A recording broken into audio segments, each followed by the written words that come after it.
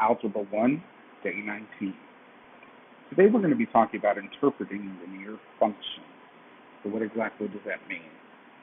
What we're going to be doing is we're going to be looking at the graph, maybe the equation, maybe a problem, and we're going to explain what it means in real world terms. What we're trying to do is we're trying to be able to speak about the problem in a way that somebody who does not know algebra would understand what we're talking about.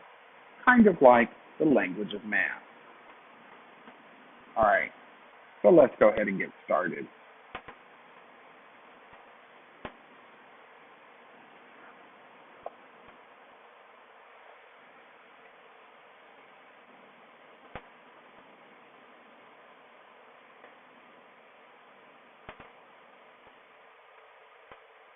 So, we know that linear functions have three key features. Slope, also called rate of change, remember that's my fancy word, which is the change in y divided by the change in x. Slope is also equal to m, the word rate of change,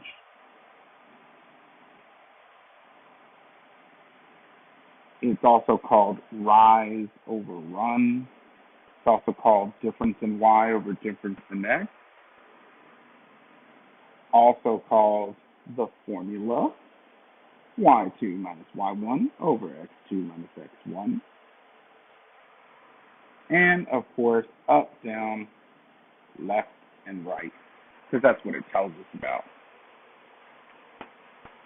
So, my y-intercept, wrote that a little too big there, y-intercept, which is called my starting or initial amount, and my x-intercept, which is also called my zero, remembering that some people may also call it a solution or root,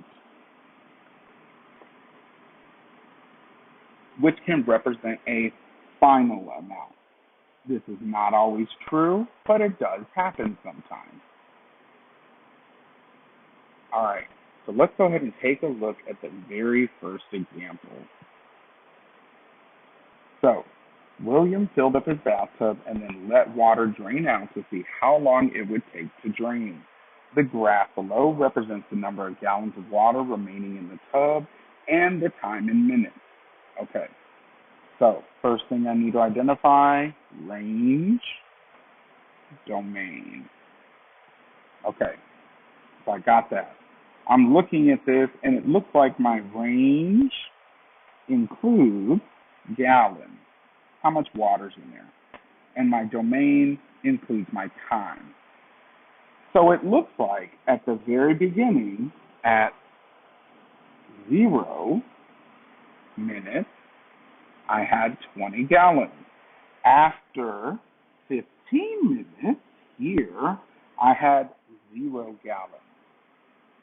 So what happened was, at 0 minutes, I had a 20-gallon tub full, and after 15 minutes, it was completely empty, okay? So if I saw this graph, that's how I would read it. I would say, and I'll go ahead and highlight so you can see what I'm talking about. I would say, I started off with 20 gallons of water in the tub at 0 minutes. After 15 minutes, it was completely drained, okay?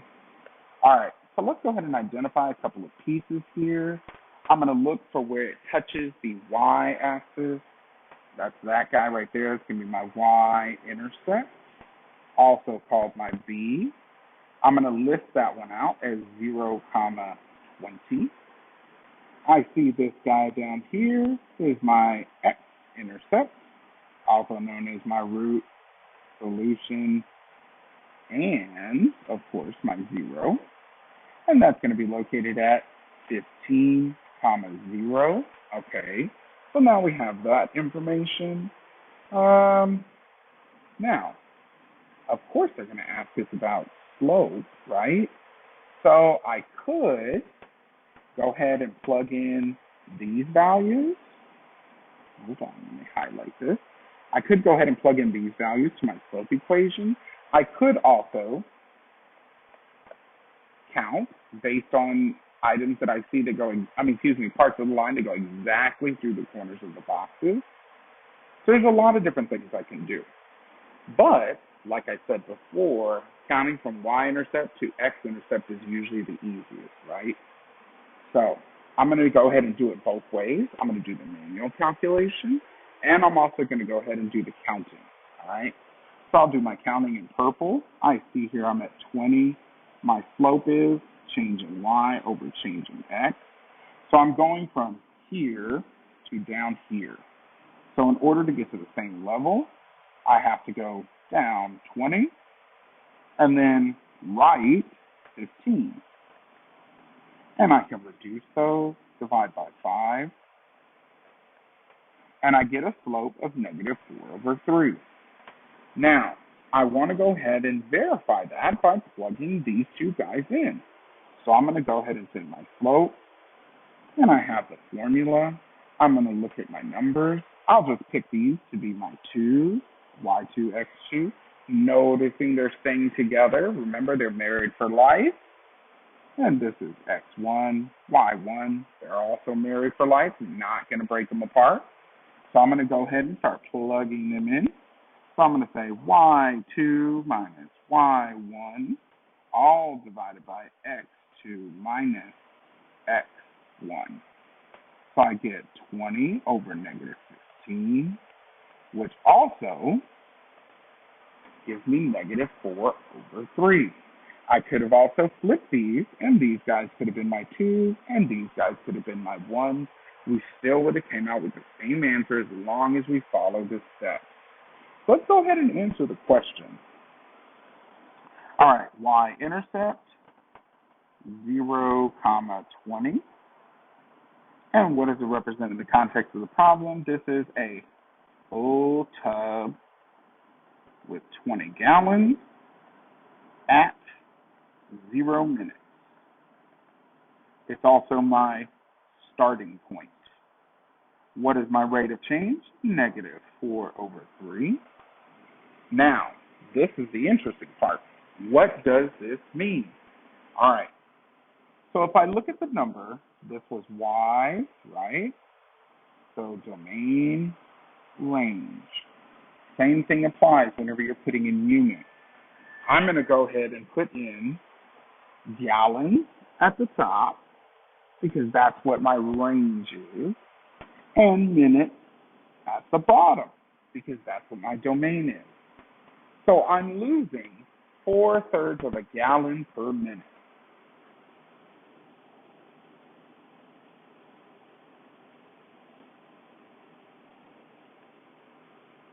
So I'm losing 4/3. Oops, I'll say it better. We are draining 4/3 of a gallon per minute. Notice, just like we talked about before, the word per means slope.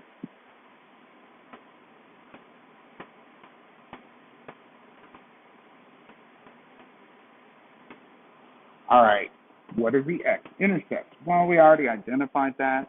15, 0. What does it represent? If I was to write a sentence after 15 minutes, the tub will have no water left.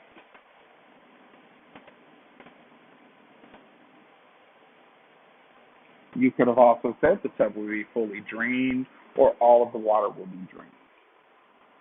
All right, what's the equation? Represent the situation. Oh, that's super simple. Y equals slope times x plus c, y-intercept. How many gallons of water are in the tub after 6 minutes? Now here they threw us a little bit of a curveball. So I'm going to look for 6 minutes. All right, there it is. I'm going to follow it up. Right right there. It looks like approximately 12 gallons. So approximately 12 gallons. All right, next part. And this will be our last example. Adrian is a hairstylist at a beauty salon. She pays a monthly fee to rent a station at the salon. The table represents the profit she made each month based on the number of haircuts she performed.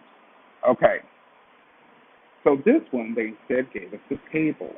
This is one that we can run a linear regression on, and we can pull out and get an equation. We can also do this by hand. This would be the L1, L2 thing in SAT, okay? So first thing, I'm going to take a look. I'm going to look at this table. I'm going to look to see if I see any zeros, and I do. So those zeros imply something important. Where x is 0 is my y-intercept. Where y is 0 is my x-intercept, okay? Now I'm going to go ahead and I'm going to take a look at all of my points, and I'm going to decide which one of these I want to use to calculate my slope. Now, remember what I said, we like small numbers, positive. The smallest positive numbers I can find are these guys, okay? And I usually like to put the bigger ones as the 2's, so this will be x2, y2. Notice they're married for life. All right. So let's go ahead and we can plug that in. So let's first start writing in everything. So what is my y-intercept? 0, negative 200. So what does this represent in the context of the problem? Is that she paid a $200 fee and has not made a profit. Right? Because she started negative 200. What is the rate of change? Well, let's go ahead and calculate it. So M equals, I'm going to put my little symbols in, y2, y1, x2, x1, and I get 50 over 3. I'm going to leave it like that, 50 over 3. I don't want to reduce that and get some ugly number. What does that represent? So 50 is my y, so this would be my profit. So I get $50 in profit for every 3 haircuts. Notice all I did was just go through and write in the units that I pulled from my domain and my range. Again, domain is here, range is there, just like the slope formula up here. All right, so this means she profits $50 for every 3 haircuts. What is the x-intercept? 12, 0. What does it mean? Well, if I was to think about it, I'm looking at the 0 here, and it's under profit. So what that means is she needs to do 12 haircuts in order to break even, to start making a profit. So she must do 12 haircuts to break even and start making a profit.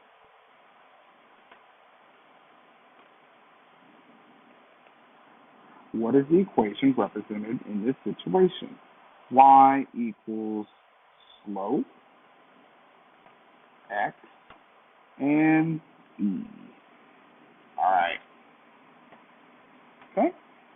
If Adrian does 21 haircuts, what is her profit? Well, let's just plug it in. Y equals 50 over 3 times 21 minus 200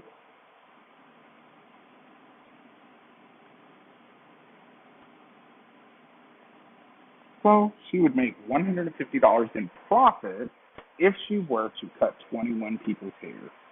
All right. So I want you guys to go ahead and do these example questions, and I will see you next time.